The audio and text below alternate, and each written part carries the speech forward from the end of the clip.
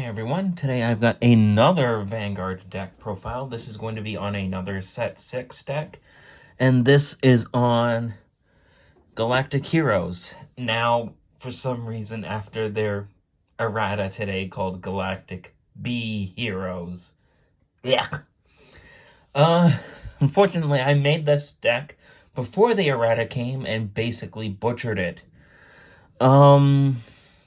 Although I made this and I was going to do the video regardless, here we are anyway. Again, unfortunately, I made this before all the changes were made, so I will point out what I will probably change for this deck in the future. Let's just get into it anyway, and then after the deck profile, we'll deal with the slight rant I have to do after what has happened today, and among other problems that have arisen in the community. Oh boy, this is probably going to be a heavily disliked video, but who cares? Of course, let's just start off with the ride deck. We've got the Overdress series starter. Probably don't have to go over that anymore. We've got the grade 1. When this unit is placed on Vanguard Circle, search your deck for up to one base card, reveal it, and put it into your hand, and then shuffle your deck. This is Galactic Hero Architect Pasil. Well, now Galactic B Hero Architect Pasil. Whatever, I'm not calling them that, because I made this because it reminded me of Elemental Heroes from Yu-Gi-Oh! Whatever. Galactic Hero Wired Kolstein, I think? Scout a card with Hero and its card name from your hand to your base and draw a card. You can activate that on your turn and only once. And then its rearguard ability, which is one we will be using. When this unit is moved to another rearguard during your battle phase, this unit gets an extra 15k for the turn. Very nice. And of course, the grade 3 for the deck, Galactic Hero Unite Dinos? Yeah, Dinos, I think. All of your front row rear guards with Hero in their card names get an extra 15k. Nice, that applies to the entire front row. When this unit attacks, if your order zone has a base, counterblast 1, and until the end of that battle, this unit gets 15k. And if your order zone has 3 or more bases, you get a critical +1. Pretty nice. Of course, for the main deck, we have 3 more of the grade 3. This is the only grade 3 for this deck that you run. 3 more copies of Wired Kolstein. I would probably take out one of this for the other card that we now basically have to run. And what that card is, I will get to it.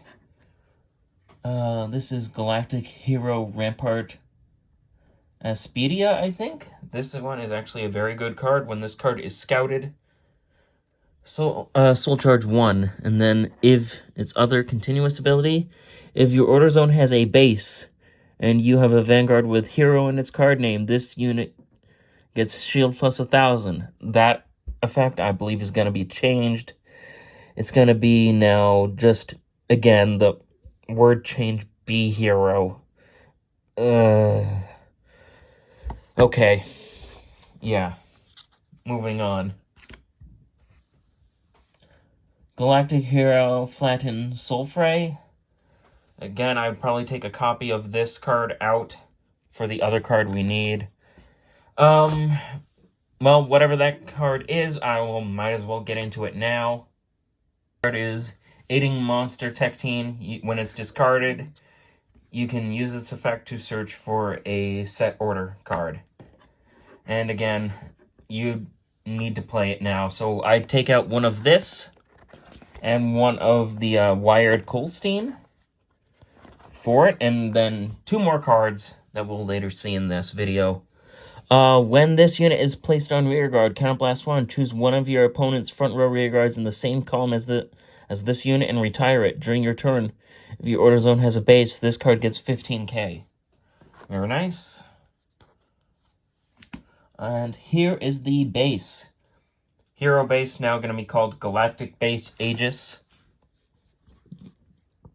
When this card is put in your order zone, look at the top 7 cards of your deck. Choose up to 3 cards with B hero in its card name from among them and reveal them. Put up to 1 card from among them to your hand and scout the other 2 to your base. And then shuffle your deck. Order zone act. Rest this card and discard a card from your hand. Choose one of your scouted cards with a grade less or equal to your Vanguard, call it to a rearguard circle, and then auto. Order zone, when your unit is attacked, Soul Blast 1, rest this card. Choose one of your scouted cards and call it to the Guardian circle. So, of course, the best one for that would be Rampart Asperdia. And that is it for Aegis. Okay, and now for the grade 1s. Okay, this card was a completely other can of worms. I'm not even going to get into how difficult it was to get this thing. Back row center rear guard. At the end of the battle, that your grade 3 Vanguard with hero, B hero, and its card named attack. Soul Blast 1, rest this.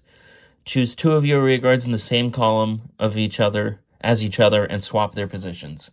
Pretty nice.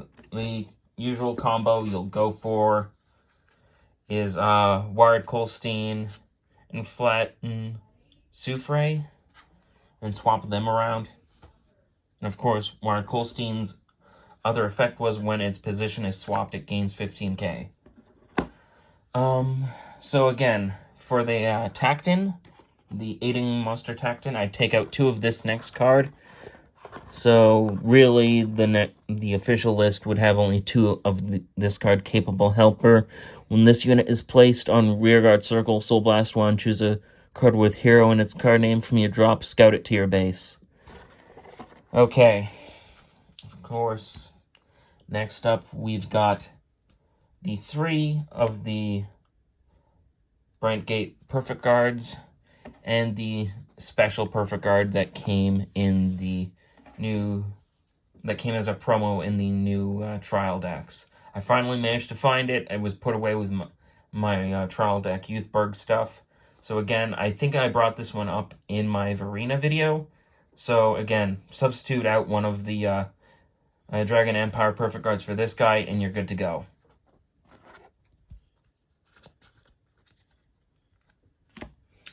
Three non-effect crits. Pretty standard stuff. 4 of the effect crits. 4 heals, obviously. And the 4 effect draws. Then, of course, the final card, the Brantgate Overtrigger, which its additional effect is double the attack and critical of all of your front row units until the end of the turn. Oh boy. So now that that's done, let's kind of get into what has happened in Vanguard recently. I guess first off, basically set 6 was a lot expensive than they anticipated. And unfortunately as well, a lot of places I've been hearing haven't been able to get stock. As well, the huge amount of erratas that have had to be made for set 6. And unfortunately, a lot of them pertain to the triple rare cards. Ironically, the only ones that have no problems whatsoever are the Youthberg cards. Figure that one out, even though they're the most expensive. Okay, and then I think after that is, of course, the new Vanguard video game coming out called Cardfight Vanguard Deer Days. People are kind of making a big uproar about that one and its price. Honestly, $70, $80 is fine. That's basically the basic price of Switch games in Canada. That doesn't really bother me. And for some reason, people are mad that it has DLC, which I see as a very weird thing to be mad about, that it shows they at least care about the game. And they're not going to abandon it like they did with EX. And I think the last one is with their Lyrical Monasterio Set 3. They partnered with some crypto or NFT company, and that got people up in arms as well. I somewhat understand with them. I don't like NFTs or crypto either. I just don't trust that stuff whatsoever. But they're basically telling Bushiroad to like cut ties or cut the whole whatever thing they're doing. However, Bushiroad can't exactly do that. Not only is it frowned upon to back out of a deal, but it's also illegal. So yeah, like I have these past couple of days for Vanguard has been really bad. Honestly, this is exactly what I was worried about when I made a rant video way back when Overdress started. Like, this is exactly the stuff I was afraid of, and people are telling me, oh, it's not going to happen. It's fine. Well, I told you so. Again, I know this video is really going to be hated, but hey, whatever. And for people who did enjoy it, I hope you like it. I'm probably going to have another video out that's not going to be as irritating or whatever. That one is going to be on a Yu-Gi-Oh! Deck profile, which I haven't done for a while, and, well, you'll see what it is next time. I hope you enjoyed this video, which is probably not likely, but, hey, that's what happens, I guess.